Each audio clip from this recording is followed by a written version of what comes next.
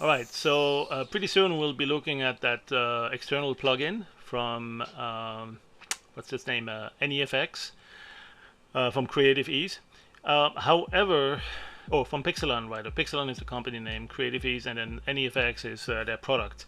And they have some excellent rain and snow filters, which might come in really handy for either adding to a snow scene like this, or just to create some moving particles based backgrounds that you could take into a totally different dimension too.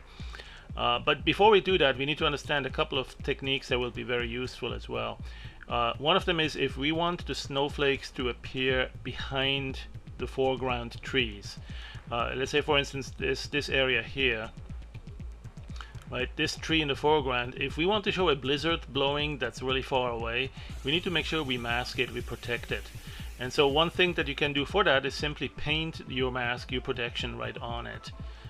You can go with the regular brushes that are included there, the paint on alpha with the blobby mode, for instance, and you can paint all around it to add to your selection.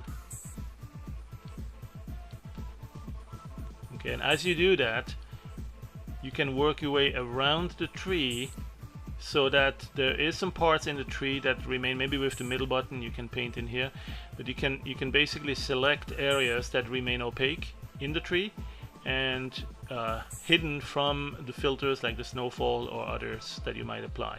And then here you paint on it in the alpha channel to add it to the selection.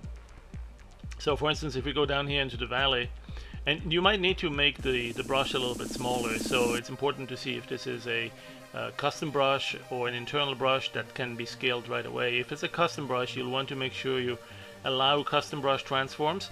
Then that way you can first of all preview it, and if you see that, that indicates that it is a custom brush, and you would then be able to also change the size to a smaller one.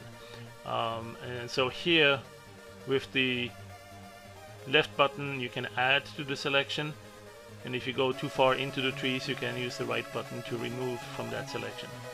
Alright, so we've seen that before. We've used other tools to make the selections, but this is definitely a good example where you want to use the blobby selection, because it really is kind of it's not very precise as to where the snowflakes will disappear and where they will appear. The trees might be moving a little bit, the wind is blowing, there is probably some branches that sway left to right, and maybe there's also some clouds or some fog that moves in front, and so it's not a very clear cut. It doesn't need to be a very clear cut thing as to what's visible and what's not. You can also further make it perhaps a little bit smoother as far as like where the transition is.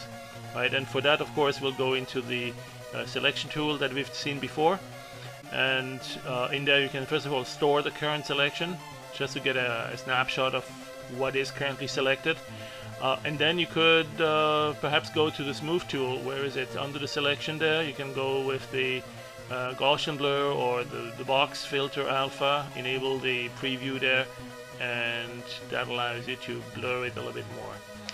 Gotta be careful though, it also blurs on the edges here, so you may need to go and paint over that to undo that. If you grab it here, if you get the alpha, you'll see probably some areas that are not totally black here down in that area, and also along the sides. So those you will want to clean up a little bit. You can go with the paint mode and right click to paint over that, and that way make sure that the area here is totally unselected in the foreground. There you go. So now at this time we can put this buffer, replace it back in here, and essentially let's go and disable the preview. And so you now have a selection mask in which you can paint here, but we will not use it to paint, we will use it to apply a filter. Alright, and in fact that could be used to filter for the sunset that we've seen before here, photographic filters, sunset, and you'll notice that the red in the upper area does take effect, but the green or the blue, whatever you apply below, is not going to go very far on the bottom side because the alpha channel is blocking it. The selection here only allows it to be rendered into the upper area. So that's a good way to test that it's actually listening to that the alpha channel is where you want it, and you don't need to further invert it. We don't need to actually apply this in the end, unless we wanted to do that. What we want to do for sure is perhaps also reduce a little bit the brightness of the whole thing if you want more of an evening gray late evening condition before it gets dark. And that's one where perhaps we don't need to keep the alpha channel. We want everything to be darker. So temporarily what you could do is turn the alpha off. You don't have to clear the alpha. What you can do is simply turn the alpha off. So temporarily you are actually able to paint into any area. Like for instance here for a quick test we can see that this allows to paint everywhere.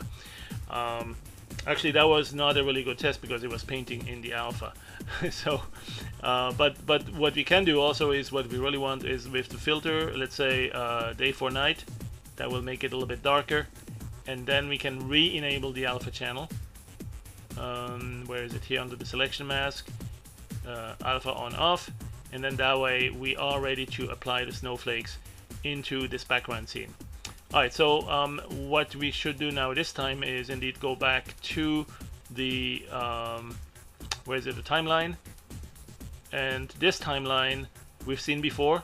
Well, we have only one frame right now because we never enabled the animation. So let's go to the animation and create a timeline for I don't know, 4 or 5 seconds. Let's make it short here.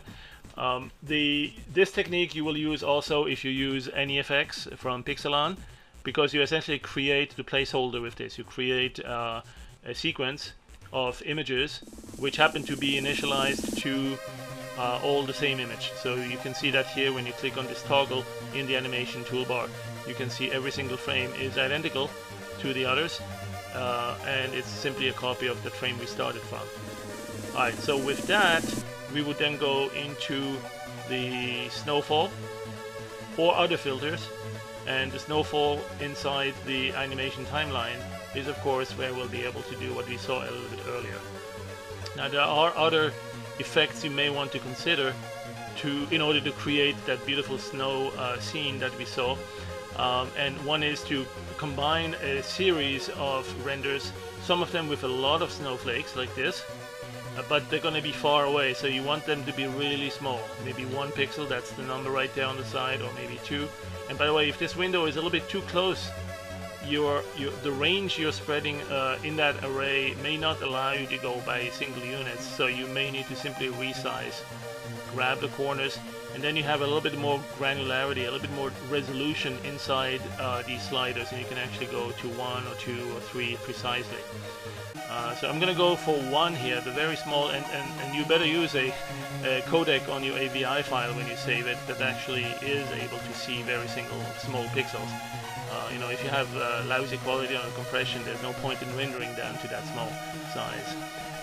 But what you will want to do is perhaps also give it some turbulence or lack thereof, reduce the turbulence, because what we'll do is in the far background we'll have the snowfall going almost sideways. The wind speed is pretty high, it's blowing to the side. The velocity, which drags it vertically down, is going to be reduced. So it's basically particles that are slowly going to the right side. And then we have a large amount of snowfall, little turbulence, the size, the brightness. Since it's dark into the evening, we don't want to go full bright white. Let's bring it down a little bit and render that. And this is now going to render mostly into the background. Okay, the foreground, which is masked off, is not going to receive any of these snowflakes. And that's exactly what we want. Plus the ones that are going behind the tips of the trees typically will disappear and reappear. Now that may depend a little bit on how severe or how strong your smoothing was on the alpha channel. If you give it too much smoothing, then it might gradually appear or partly disappear, but not completely. So it's a question as to whether you want to make it look like this tree is semi-transparent. Like if you have helms of grass that are dense but not dense enough to completely block it off, you might simply give it an alpha value to kind of mimic the partial transparency overall that you get from that. Right, so we have 1 render done. We can scroll through that and it's barely visible. And we will now simply render it again, and perhaps with a little bit more size. And there you go. The thing is, you may need to render it a few times before you start seeing really significant amounts of snowflakes, because they are very small at just one. And if you zoom out, or you know, they make it blended even more. So maybe if you zoom in, you may be able to see a couple of dots, and especially if you animate. Oh, I'm not done rendering yet. Let's wait a few more seconds. Yeah, there's already a few that we can see here now. The thing is, they are kind of the same color. There you go, now we see more of those. The thing is, I didn't make them bright, right? I intentionally brought them down to the gray, which is at the middle, somewhere around here, because I want to make it look like indeed it's late afternoon or into the evening. So it's getting dim, getting darker. Now let's do one more pass on that, still the same size, just to like really flood it with a lot of particles. And you know, see, that's actually one place where that Pixelon NEFX filter is going to help a lot. Once we, in the next chapter, we'll see how that works. We actually are able, with the Pixelon filter for the snowfall and for the rain, to have many more particles rendered. And on top of that, also a variety of very interesting looking turbulence effects. So if you want it beyond this level, if you want it really professional looking, I highly recommend you go with the Pixelon filter NEFX. There's of course many other things that that filter does, and it's not only for Dog Waffle, they make it available for other video editing tools as well. So here we have now a little bit of a snowstorm in the background, and I will do just one more at just one size. And then once we've done that, perhaps there's a few other things you can do to make this scene look even more realistic. If you've ever gone skiing and lost your way back home in the late afternoon and the ski lifts closed before you were able to grab the last one, or the chairlift to get back down to the valley, and I speak from experience here. I've been stuck in the mountains like that in Switzerland, and it was an interesting ordeal to get back down. In fact, I had a scene that reminds me a lot of this, where I also fell as I was heading down there, because the snow was pretty deep, and I didn't notice that there was a hedge with a barbed wire going across. Well, the barbed wire was covered by snow, and my skis went underneath it, and of course it was a big crash for me. I survived it. I didn't break anything. My ski didn't break either, and just opened the fixture or whatever you call it. You know, I got barely hurt, and it was just a big plow of snow around me as I fell down. So great memories. Don't try this at home. So essentially, one thing that I noticed after the crash is that my vision was a little bit blurry, and we can simulate that too with a thing that you'll see in the photographic world. So there's a photographic filters collection here, the light diffusion. When you do the light diffusion, keep an eye on this thing here. I'm going to do the dark diffusion. Okay, so dark stuff comes out a little bit, kind of a contrast enhancer. And then light diffusion, did you see that? If you make this, let's not do too much of it, but the light diffusion will allow you to make it a little bit more realistic looking, especially if you want to simulate sort of what your vision is getting, how your vision is getting a little bit blurry if you are in a very bright area. Or in a case like this, if well, things get a little bit difficult to see, you get close to snow blindness, or you know, some bright spots are kind of bleeding into the darker areas. That's a good way to give it a even more sort of a misty look. And now I didn't actually enable it on the bottom side, because I still have the mask that protects and only allows the rendering in the upper area. But that's okay, we can certainly live with a similar glowing or light diffusion effect in the upper area to begin with.